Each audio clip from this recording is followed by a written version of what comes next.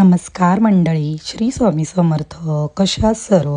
आज सकाळी लवकर उठली, सगळी कामं आटपली आणि मूग रात्री भिजत घातलेले तर मस्त भिजलेले आणि आता मी पोटलीमध्ये बांधून ठेवले मोड काढायला.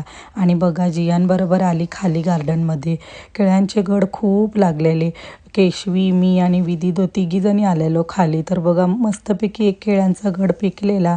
मग आम्ही ॲलेक्सला बोललो. मग ॲलेक्सने काढायला घेतला केळ्यांचा घड आणि आम्ही सगळ्यांना, जेवढ्या आम्ही मंडळामध्ये राहतो त्यांना सगळ्यांना वाटला त्याने थोडा थोडा करून. आणि मस्त पिकलेली केळी. खूप केळ्यांचे घड लागले आहेत पण सगळेच तयार नाही आहेत. त्यातला एक तयार झालेला. मग त्याने थोडे थोडे काढले आणि सगळ्यांना वाटले आणि त्यालाही थोडे घेऊन गेला आणि आम्ही अस्कारीलाही थोडेसे दिले.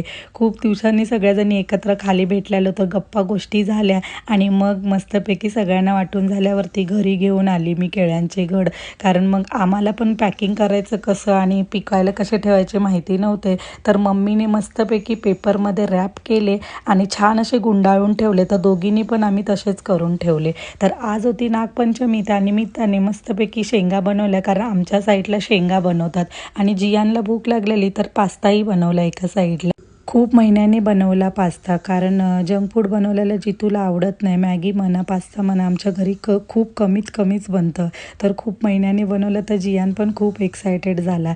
मग सगळ्या शेंगा बनवून घेतल्या आणि स्टीम करायला ठेवून दिला. माझ्याकडून शेंगाचे कळ्या चांगल्या येत नाही बनवता, पण जशा का अशा वाकड्या तिकड्या मी बनवून घेतल्या.